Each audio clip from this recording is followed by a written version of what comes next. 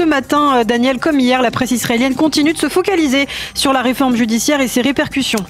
Et oui, Ilana, la manchette du Yediot Aharonot est à mettre au crédit de Miri Regev. Ce matin, la ministre israélienne des Transports qui a déclaré il faut traduire en justice les pilotes qui appellent à l'insubordination. Regev a tenu ses propos dans une interview qu'elle a accordée au supplément des 7 jours du Yediot Aharonot. Une interview qui sera donc publiée dans son intégralité demain et dans laquelle elle qualifie les responsables de la protestation anti-réforme de losers, de perdants.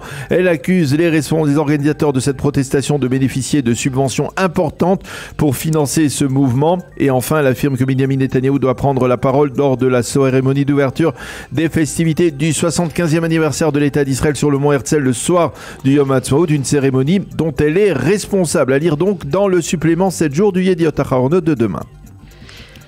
Et puis le Israël Hayom consacre justement sa manchette ce matin aux déclarations intempestives de certains ministres qui suscitent des polémiques, on peut le dire, superflues. Oui, et là aussi, c'est Miri Regev, encore elle, qui est sur le devant de la scène après qu'elle ait déclaré qu'elle était aux Émirats Arabes Unis et qu'elle n'a pas particulièrement apprécié ce qu'elle a vu là-bas. Une déclaration qui se rajoute à celle de Bezalel Smotrich dimanche soir au Salon Hoche à Paris sur la non-existence du peuple palestinien. Le Israël Hayom titre en citant aux responsables israéliens, les ministres du gouvernement allument des feux qu'il faut absolument éteindre au plus vite. Et le Israël Hayom nous annonce ce matin encore en une que la journée de protestation d'aujourd'hui sera marquée par des manifestations, des blocages d'autoroutes et par des craintes de confrontation entre partisans et opposants à la réforme. Deux des principaux éditorialistes du Yediot publient ce matin par ailleurs en première page des révélations autour de la réforme. Oui, Nadav Eyal croit savoir que le gouvernement israélien pourrait présenter une nouvelle version, plus assouplie encore, de la commission de nomination des juges. Selon cette nouvelle version, il y aurait alors donc une parité totale entre la coalition et l'opposition, mais les représentants de la Cour suprême ne pourraient plus siéger dans cette commission. Nadav Eyal croit savoir que ce compromis serait proposé par le patron d'une grande maison d'édition, Rotem Sela, dans laquelle à la fois Benjamin Netanyahou et Simcha Rothman, le président de la commission des lois, ont publié récemment leur ouvrage. Quant à Nahum Barnea, toujours dans le Yediot Aharonot, il révèle que Yoav Gallant, le ministre de la Défense, a dit à Benjamin Netanyahou qu'il fallait cesser la procédure de législation de la réforme, car, a-t-il dit, le prix à payer risque d'être particulièrement élevé, en particulier pour l'armée israélienne et pour les relations avec les États-Unis. Netanyahou aurait repoussé cette proposition. À propos des États-Unis, le Haaretz consacre sa page d'ouverture sur son site d'information à la tension justement entre Washington et Benjamin Netanyahou. Oui, en effet, la convocation express de l'ambassadeur d'Israël à Washington hier au département d'État américain pour une conversation de blâme de la part de la sous-secrétaire d'État américaine Wendy Sherman est mentionnée en évidence ce matin dans la presse et les médias israéliens. Cette convocation, il faut le rappeler, est intervenue après le vote annulant la loi de 2005 sur l'interdiction de construire dans les implantations du nord de la Samarie, Homesh et Sanour. Même le Haaretz consacre sa page d'ouverture à ce dossier avec une analyse d'Alon Pinkas qui fut consul général d'Israël à New York.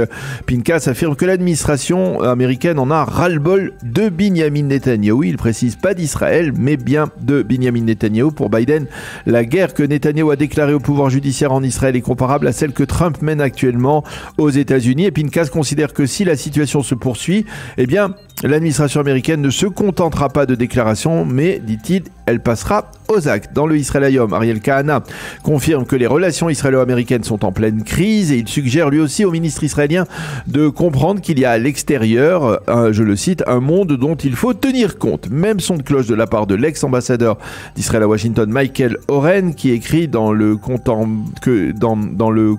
banque diplomatique d'Israël, nous sommes avec un sérieux découvert et cela intervient alors que la tension en Judée-Samarie grimpe, que l'Iran fonce vers la puissance nucléaire. Cela met Israël en danger sécuritaire, écrit ce matin l'ambassadeur Michael Oren. Et puis parallèlement, même avec les Émirats Arabes Unis, la situation d'Israël n'est pas vraiment favorable, comme l'indique le site N12 dans sa page d'ouverture. Oui, le site d'information de la chaîne de télévision la plus suivie en Israël publie même un scoop, la tenue d'une conversation très dure entre un très haut fonctionnaire émirati et Benjamin Netanyahou. Il s'agirait du plus haut conseiller spécial de MBZ, le responsable, le président des Émirats Arabes Unis, qui a téléphoné à Benjamin Netanyahou pour lui exprimer son mécontentement et ses appréhensions. La situation, a-t-il dit, n'est pas bonne chez vous. L'instabilité au pouvoir risque d'avoir un impact sur les investissements en Israël. On ne sait pas ce que Netanyahou a répondu. Par contre, le Maariv indique que le Premier ministre a donné comme directive à ses ministres de ne pas se rendre aux Émirats Arabes Unis avant que lui-même n'y effectue une visite officielle. Et il faut bien avouer que selon des estimations des spécialistes de ces relations, Netanyahou ne devrait pas pouvoir se rendre aux Émirats avant la fin de l'année 2023. Dans le reste de l'actualité, les quotidiens et les sites d'information se penchent sur la loi sur les menottes électroniques. Oui, il s'agit d'un projet de loi qui a été déposé par l'opposition et qui doit permettre à tout mari violent d'être doté de menottes électroniques qui lui interdiront de se rendre à proximité du domicile de son ex-conjointe. Il s'avère que la loi n'a pas été votée avant-hier par la Knesset pour une seule raison, l'opposition d'Itamar Ben-Gvir, le ministre de la Sécurité nationale, a en effet affirmé qu'il allait lui-même présenter une loi qui serait plus équilibrée. Et ce rejet suscite donc la colère des mouvements de protection des femmes battues, et il provoque également un malaise au sein du Likoud où l'on n'est pas du tout content d'avoir dû suivre les directives de Ben-Gvir.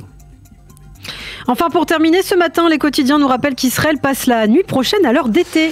Et oui, à 2h du matin, il sera 3h et nous aurons donc 2 heures d'écart, 2 heures d'avance sur la France, et ce jusqu'à ce que la France passe elle-même la semaine prochaine, en début de semaine, si je ne m'abuse, à l'heure d'été.